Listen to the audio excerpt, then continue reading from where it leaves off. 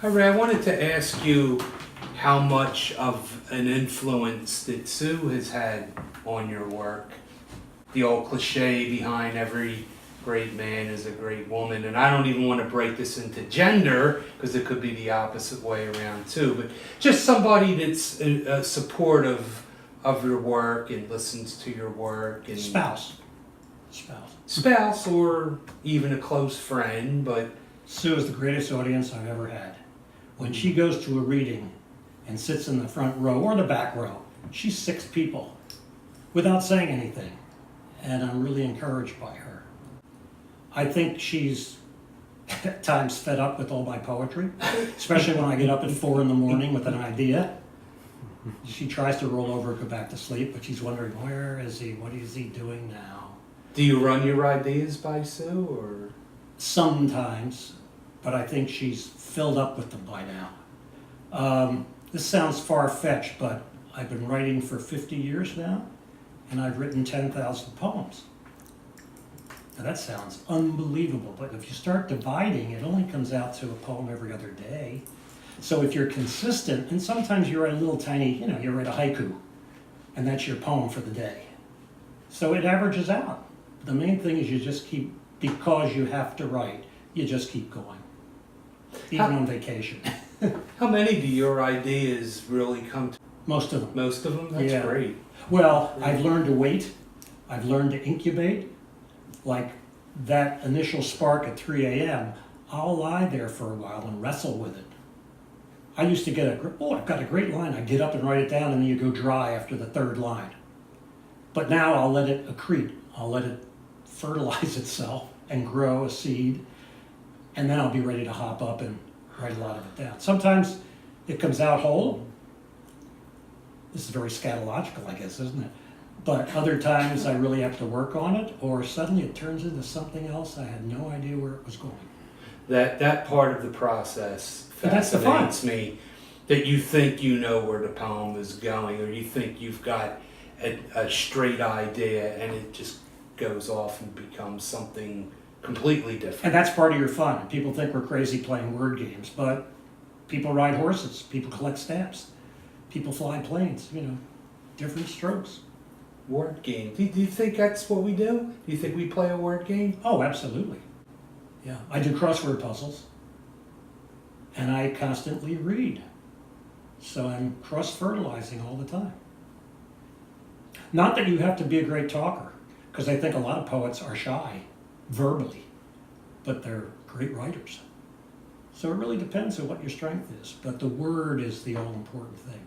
Do you think that most poets really need a strong grip on language to be successful poets? Yeah. And this adage that says you should be reading as well, I think it really helps. Yeah.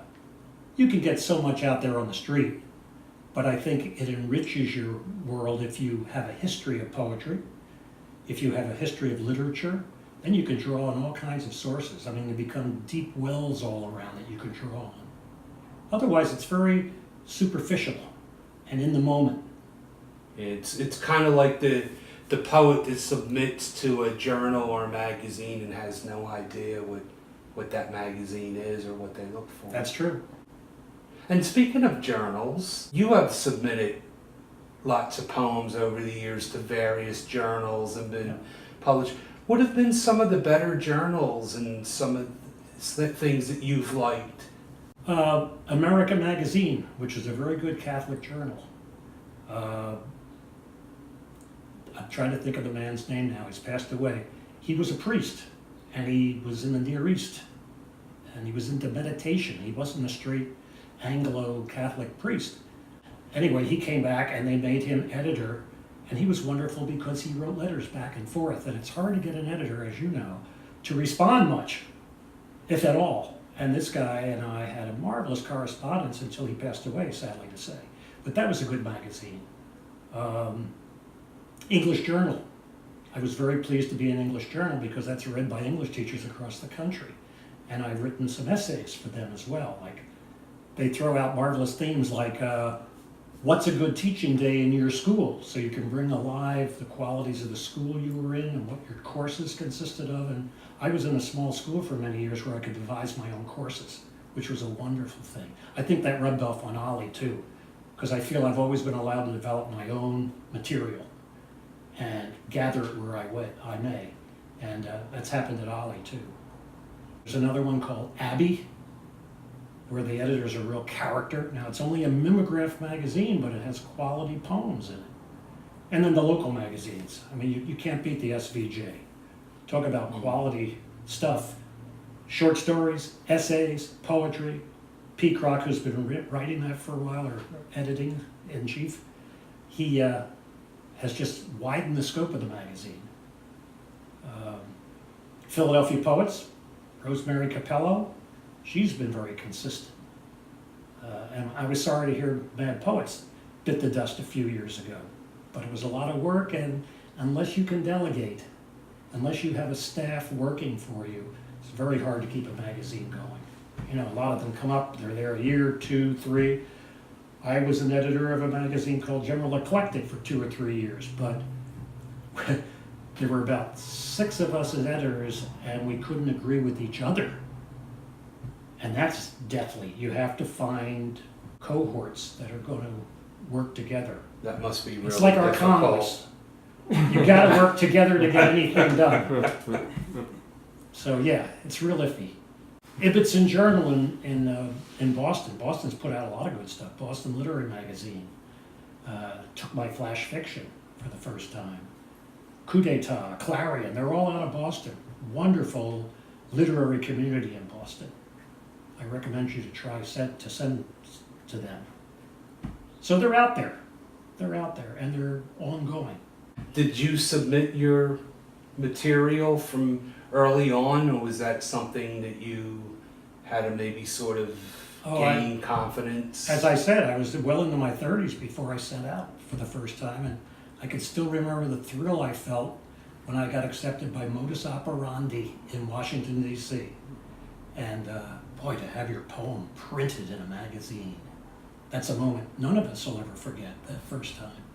And the second and the third, and until you get a little jaded and say, hey, I can do better than that, I'm going to try this magazine. But there's so many that don't even respond. You get nothing from them, and you wonder what happened. It's a real iffy thing. I've gotten some strange letters from editors. I had this one editor send my stuff back with kind of a formal printed note that said, I do not accept poems that have the word in it like stars, moon, sun, blood, bones. I mean, the guy had some problems. And he wouldn't allow those words to be used in a poem. There was another one who wrote back and said, I do not accept any poems with adverbs in them.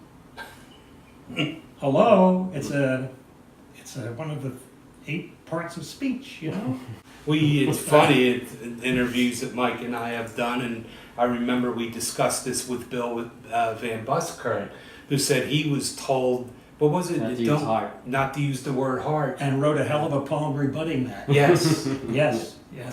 Yes, so I guess... Power trip, I think a lot of it is. Yeah, power trip, and Yeah. just, I guess, editors with pet peeves. Well, that's why we're so thrilled when editors respond on a human level. I mean, this one guy from Witness some years ago, a good Episcopal magazine, wrote back and said, we're going to publish all 3 of your 3 poems. I usually send 3 at a time. It is so refreshing to get poems of that caliber. The best I've had all year. Well, I framed that letter. That's really unusual. And yet, I try to get published with them again, and this editor had left by then, and they turned me down. So you never know. You never know. Yeah, that's the game. That's the nature of the game of poetry.